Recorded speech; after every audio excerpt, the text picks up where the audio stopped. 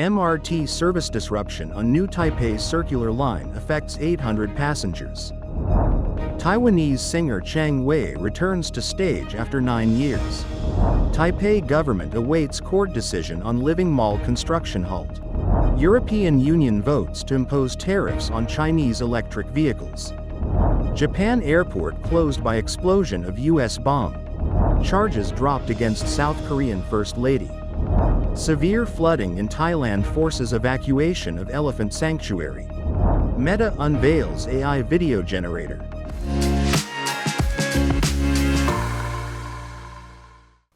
Hello, I'm Helen. Thank you for joining us on Funday News. It is Monday, October 7th, and here are your top stories. In local news, New Taipei Metro reported a switch mode function on the circular line at 6 a.m., affecting around 800 passengers traveling from Shizizhang to Dapingling Station. Passengers had to change platforms.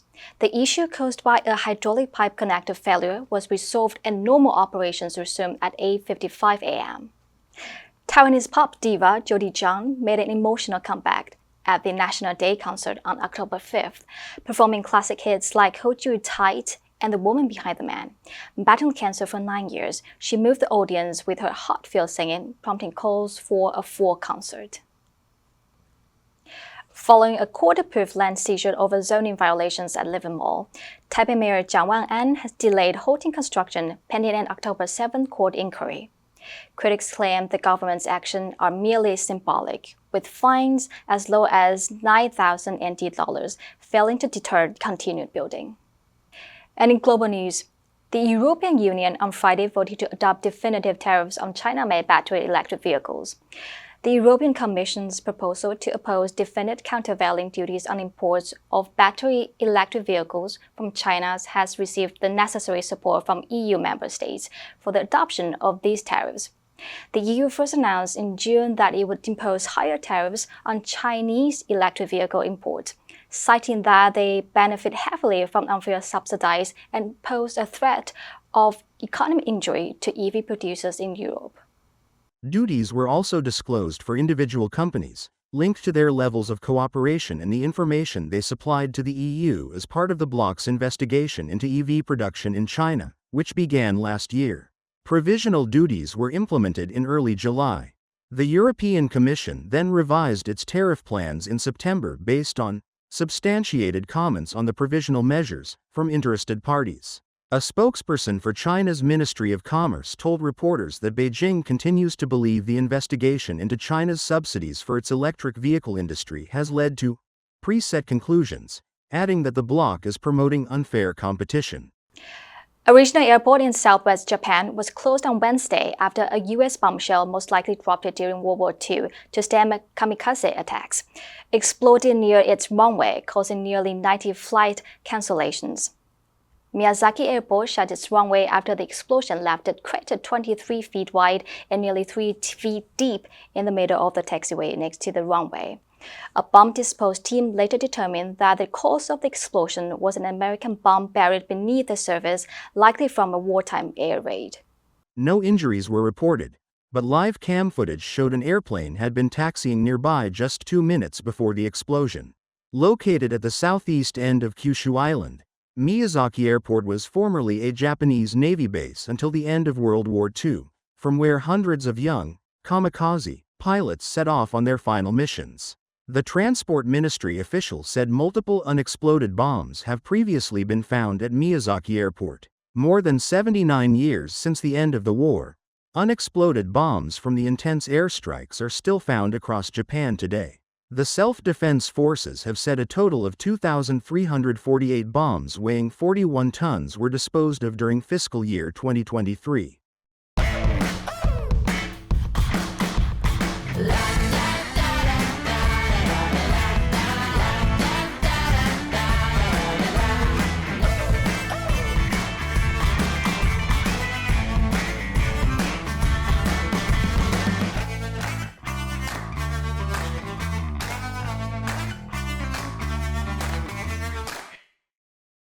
Prosecutors in South Korea have decided not to charge First Lady Kim Kyung-hee over allegations of inappropriately accepting gifts last year, including a Christian Dior handbag.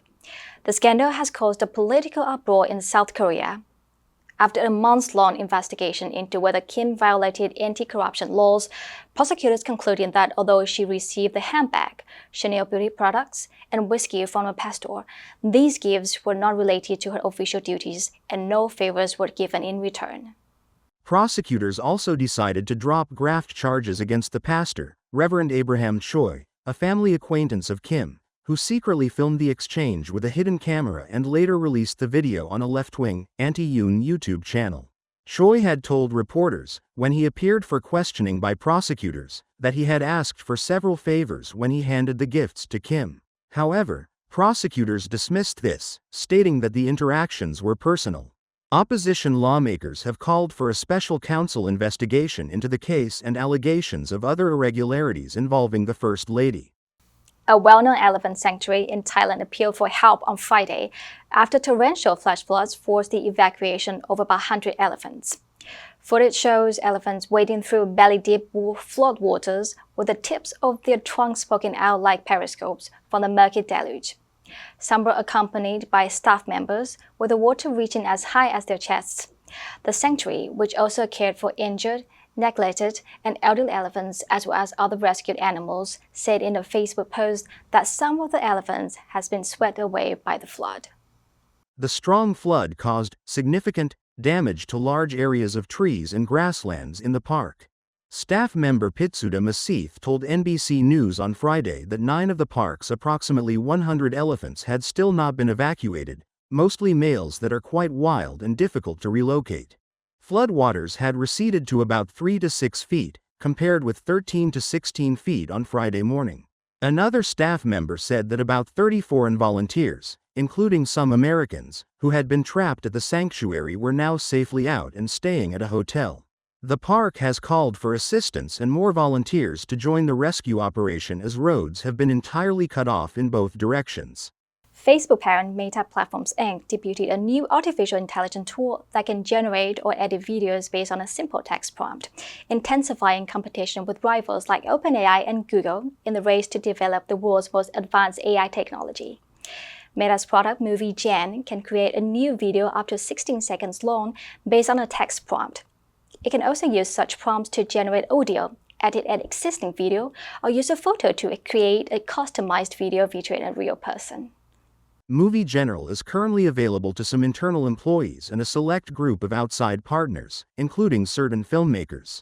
However, the social media company, which also owns Instagram, WhatsApp, and Messenger, plans to integrate the product into its existing apps sometime next year. Executives are still discussing the best way to implement this integration, but the goal is for Movie Gen to encourage more people to create or edit video posts.